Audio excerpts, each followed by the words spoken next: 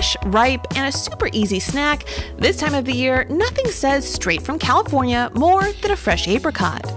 After all, the Golden State does produce about 90% of the apricots grown in the United States, and there are more varieties than ever to choose from, including this one, the Candy Cot Apricot, which comes from John Driver's farm in Stanislaus County.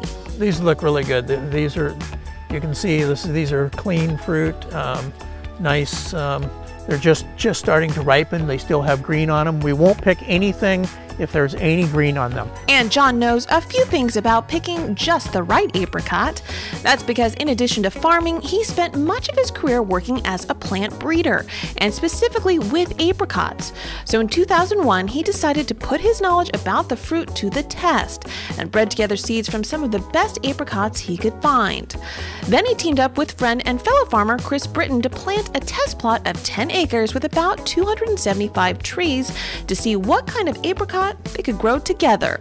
No, John's been great. John's a geneticist by trade. That's his background, and so he is the mad scientist. And our end of the deal has been more of the farming end of it, and which is fun. So we have two different talents and gifts, and so we're able to work well together. Well, what I say is please taste them.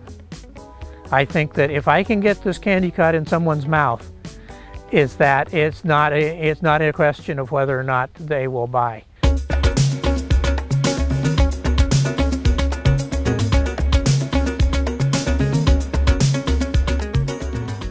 What the duo ended up with was something no one else had on the market, a super sweet apricot which was so intensely flavorful and sweet it tasted like something they called nature's candy, so they aptly named the apricot a Candy Cot. They were able to achieve the added sweetness in the fruit by leaving it on the tree for a longer period of time, and because of that, the fruit must be handled with the utmost care so it doesn't bruise or scar before it gets to the consumer. So instead of running the apricots through a packing line, the delicate fruit is individually placed in these specially made foam packages. It's just one of the special nuances of the especially sweet fruit that John tries to educate consumers about each week as he takes his grassroots marketing campaign to the shoppers at the Ferry Plaza Farmers Market in San Francisco.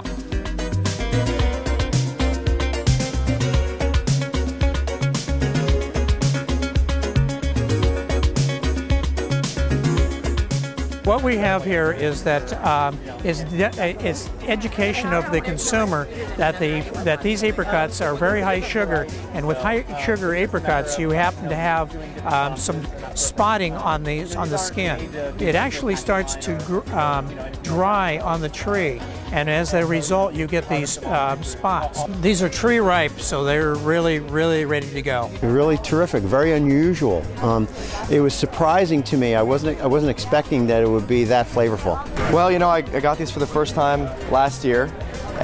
Strolled by, saw them by accident, saw the name, thought it sounded kind of gimmicky, thought it was going to be somehow apricots with sugar added, but they were the best fruit I'd ever tasted in my life, and I brought them home, and by the time I came back to the market the next week, gone.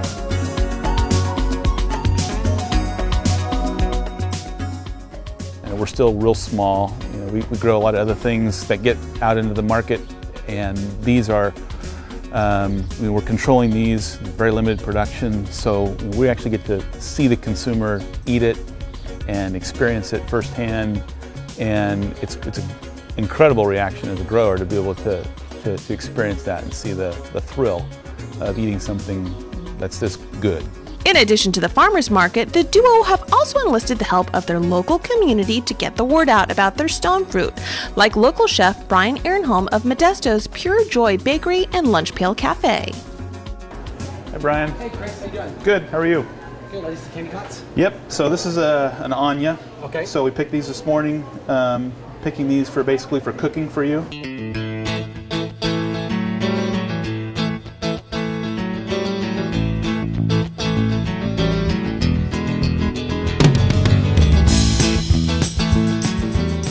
Because of their natural sweetness, Brian says he is able to use the Candy Cot apricots not only in sweet concoctions at the bakery, but also in savory dishes at the cafe as well. Gentlemen, this is a California lamb taco, and it's got a radish and jicama slaw, and then it's featuring the Candy Cot pico de gallo on top.